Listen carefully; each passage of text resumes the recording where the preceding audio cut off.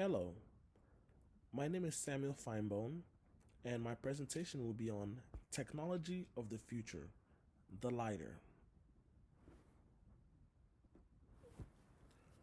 What is LiDAR technology? A LiDAR is a technology that uses lasers to determine the range and proximity of objects around it. This technology works by using lasers to calculate the time before and after it hits an object and reflects back. That's how it's able to make a 3D picture of objects around it. This technology is also implemented in oceanic research so scientists have a 3D visibility to the ocean's floor. A better explanation would be like sonar, for example, how submarines they send out those sound waves and it bounces off of objects and bounces back to them, right? That sends them a reading of what's around them, the objects around them, how big they are, the distance and the density and so much more. LiDAR technology works the same way, and it literally paints a picture, but this time we're talking about automobile vehicles, right? But this time it paints a picture for you of what's around you, the distance and the density as well. The company that is responsible for this particular technology is called Luminar. Luminar is an American company that was founded by Austin Russell in 2012. He founded this company at the age of 17. He is actually now one of the youngest billionaires out there right now in the world. His company develops vision-based lidars and machine perception technologies for the use on self-driving vehicles and non-self-driving vehicles. Sort of, kind of, a little bit what Tesla does, but we're gonna go in depth in a little bit. Here's our lidar intro.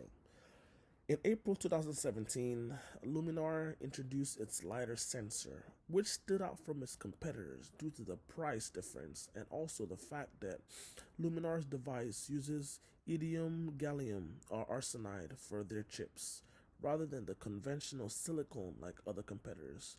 The sensor can detect objects again at a range of 200 meters. Every 100 meter of vision gives a vehicle traveling of 70 miles per hour an additional 3 seconds to react to objects it detects. The sensor is approximately the size of a shoebox, right? And there's a picture for you of a LiDAR system that was built by Luminar. And the next slide is going to go a little bit more in depth with the specs. And here are the specs. This is actually the spec of the very first LiDAR that Luminar created, which we're gonna go in depth with on later slides. You see the all the measurements there, power consumption, all the electrical specs, classification, all that is on here. Next, we move to the origin. After Luminar unveiled its first prototype, the company then released its first fully operational LiDAR named Iris. Then they introduced Iris, Hydra, and Sentinel.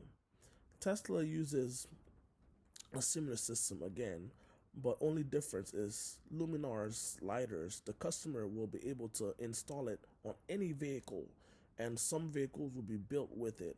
But customers will have the option of installing on any vehicle of their choice. For example, Tesla, they have sort of like a lidar system on their vehicle, right? But you have to purchase a Tesla, right? What if you don't want to purchase a Tesla? What if you're a Subaru or a Volkswagen sort of person, right? You can purchase that lidar system and you can have it installed on your Subaru or on your Volkswagen, right? That's the versatility that this company gives with this technology to its consumers. So whenever automobile companies are making this sort of technology, right, there are 5 levels of autonomy that this technology sort of what's the word sort of captures, right? And we'll go over each level by the lighters I introduced to you that was made by this company. You have level 0, level 1, level 2, level 3, level 4, and level 5. Of course, level 0 Zero automation whatsoever. That's our regular cars. They don't have the safety features or anything like that. Just our regular driving cars. Level one is intelligent features, right? Cars can alert drivers to issue conditions, right? Whether it's a slippery road, a bumpy road, and so on and so forth.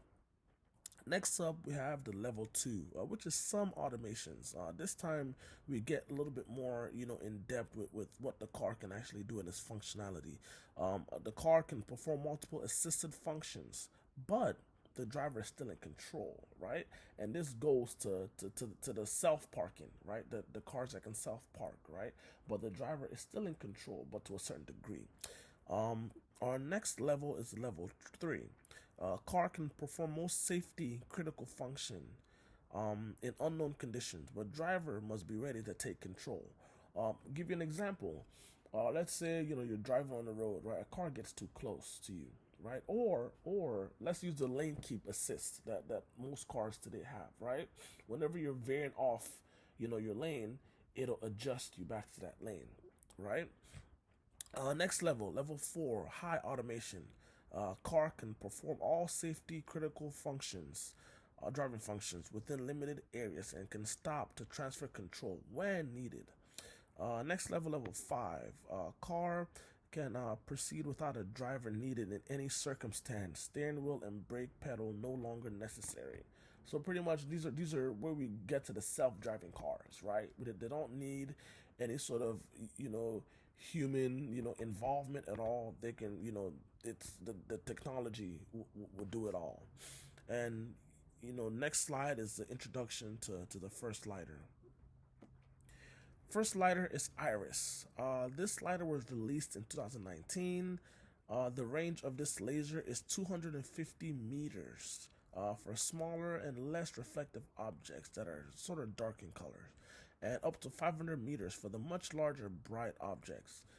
This system also creates a three-dimensional image. So you have that monitor in your car as well that creates a three-dimensional image, 3D image that the device is using to pretty much like painting a picture for that driver. Of these three-dimensional images, and it's using that to sort of navigate itself without relying on a GPS system. And by the way, Iris is in two versions. The second version of Iris came available in 2020, the very next year. And both versions, and this is a really good thing too. Both versions weigh less than 2 pounds, which in today's day and age, we want everything quick and light, right? We want everything to be really light. Like for example, whenever I remember, I forget which iPhone it was. When it came out, a huge thing that Apple was pushing was, yeah, it's lighter now, right? We always hear the word lighter with tech devices, right? Moving on to the next slide. This is the Hydra. This was their next lighter that they came out with. It was released in 2020, the same year as the second version of the Iris. Hydra was designed for highway driving. Iris was more like city driving. Um, the same sort of enhanced functionalities. It's a little bit bulkier in a way, but but this one is even lighter than the Iris was as well. Next up and last but not least, we have the Sentinel. Actually, Luminar partnered with Volvo in 2021, last year, to roll out the Sentinel lidar.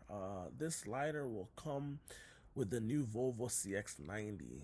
Some of the features that will come with the Sentinel is its self-driving system combined Luminar hardware, right?